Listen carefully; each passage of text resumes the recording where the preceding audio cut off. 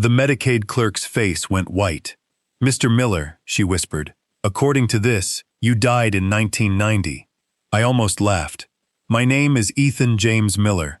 I was 32 years old, sitting in a cramped government office, with my last $52 folded in my wallet, my calloused hands clutching expired insurance papers. I'd been laid off from the lumber mill 6 weeks earlier. A forklift accident had wrecked my shoulder, the bills had eaten through my savings, and for the first time in my adult life, I was swallowing my pride to ask for help. "That's impossible," I said. "I've used this Social Security number since I got my first job at 18. The clerk, Linda Ramirez, typed something else. Her confusion turned into something that looked like fear.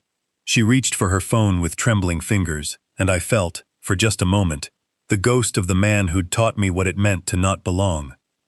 Gary Dawson had married my mother Carol when I was 8, 2 years after my father, Richard Miller, died in a trucking accident. Gary never hit me. He never starved me. He just made sure I understood, every single day, that I was baggage that came with the deal. His real daughter, Emily, got dance lessons and birthday parties. I got hand-me-downs and silence at the dinner table. Money doesn't grow on trees, he'd say. Got to prioritize family. The message was clear enough. I wasn't family. The day I turned 18, my bags were already packed by the front door.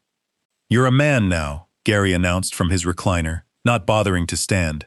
"Not my responsibility. Never really were, if we're being honest." My mother stood in the kitchen doorway twisting a dish towel, unable to meet my eyes. She never said a word. Only Emily, 12 years old, ran outside crying. "I'm so sorry, Ethan. This isn't right. For 15 years I built a life out of pure stubbornness. Construction sites, warehouses, finally the lumber mill. I never asked anyone for anything again. I told myself I didn't need Gary's approval, or my mother's love. I had my pride and my paycheck, and that was enough, until the mill closed. Until the medical bills, until I found myself in this office, and a clerk was looking at me like I was a crime scene. "Sir," Linda said carefully, "I need you to remain seated. My supervisor is coming." "What is going on?" My voice rose enough that people in the waiting room turned to stare. A security guard near the exit shifted his weight, hand drifting toward his radio. "The Social Security number you've been using was flagged by Interpol in the 90s, Linda said. "It belongs to a child reported deceased in a trucking accident, along with his father." The fluorescent lights seemed to burn brighter. "My father died in a trucking accident," I said, the words coming out mechanical. 1997. I was 6. I remember the funeral. "The child who died," she said softly, "was 3, in 1990. A tall man in a navy suit appeared at her desk. Marcus Cole, a supervisor who'd clearly seen every kind of bureaucratic disaster this office could produce. He looked at the screen, then at my face, and his professional composure cracked. In that crack, I saw something worse than anything Gary had ever shown me. Recognition. "Dear God," he whispered. Then, louder, to Linda, "Lock down his file immediately. Don't call anyone else. I need to make a very specific phone call first." He turned back to me. "Mr. Miller, or whoever you really are, you need to prepare yourself. Everything you think you know about your life is about to change." I sat there with my $52 and my shaking hands, and understood that being thrown out at 18 for not being Gary's blood was nothing compared to what was coming, the discovery that I might not be anyone's blood at all. Cole pulled up a chair across from me. "Tell me your earliest memory," he said. "Not what you were told, what you actually remember." I closed my eyes. A yellow kitchen, sunflowers on the wallpaper, my mother singing while she cooked. But when I tried to hold on to the details, they slipped like water. "We moved around a lot after my father died," I said. "My mother said we couldn't afford to stay anywhere." "You said your father died when you were 6, Cole said quietly. "Why would you have been moving before that?" The inconsistency hit me like cold water. I had no answer. "Mr. Miller," Cole said, "the patterns in your memory, the gaps, the fact that you've been living under a dead child's identity, they all point to one possibility. You may have been abducted as a young child and raised under a false name." "That's insane," I said automatically. But even as the words left my mouth, pieces were already clicking into place. Gary's instant, permanent hostility. My mother's inability to look at me when my father came up. The complete absence of any photograph of me before the age of 7. My phone buzzed. A text from a number I didn't recognize. "Stay where you are. Your real mother has been looking for you for 32 years. Agent Dana Blake, FBI Missing Children Division." The room spun. Cole was already on his own phone, speaking low and fast. I stood up on unsteady legs. "I haven't done anything wrong," I said. "If using this number is some kind of crime, I had no idea." "Nobody's accusing you of anything," Cole said. "We just need to understand what's happening." 2 hours later, I sat across from Agent Dana Blake in a federal building conference room that smelled like old coffee and carpet cleaner. She laid photographs across the table like she was dealing cards. "Your name is Noah Wade Hayes," she said, sliding over a photo of a young couple holding a baby. The woman's green eyes, my exact shade, down to the fleck of gold in the left one, stared back at me. "Born March 15th, 1991, in Tulsa. You were 6 months old when you were taken." "September 1991, she went on, pulling out a decades-old police report. "Your mother, Laura Hayes, was loading groceries in a parking lot.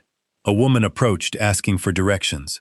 While Laura was distracted, someone else lifted you out of the cart. 30 seconds, start to finish. The security footage was garbage, but we know now that woman was Carol Porter." "Carol," I repeated. "My mother."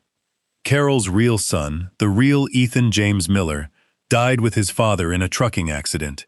But it wasn't 1997. It was March 1990, and the child wasn't 6. He was 3. She let that sit. Carol likely told you the story so many times your mind built false memories around it to match. It happens more than people think in cases like this. Children accept what they're told and construct an identity out of it. She swiped to another photo. A woman in her late 50s, eyes red from decades of crying, but bright with something that looked, impossibly, like hope.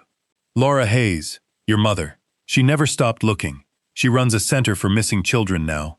They've found over 200 kids in 30 years. Your father, Stephen, retired early to help her run it. You have a younger brother, Aaron, born 3 years after you disappeared. He's 30 now. Contractor, out of Broken Arrow." Then she told me about Gary. "He's been cooperating fully. When you were 17, Carol got drunk one night and told him everything. That you weren't really Ethan. That she'd taken you after her son died because she couldn't stand the emptiness. Gary was going to report her immediately. She begged him to wait until you turned 18 so your whole life wouldn't collapse while you were still a minor. He agreed, on the condition you leave the house and never come back. So instead of telling me the truth," I said, "he just threw me away." "In his own twisted way," Blake said. "He thought he was protecting you. He believed making you leave was better than you finding out your entire life was a lie while you were still a kid under his roof.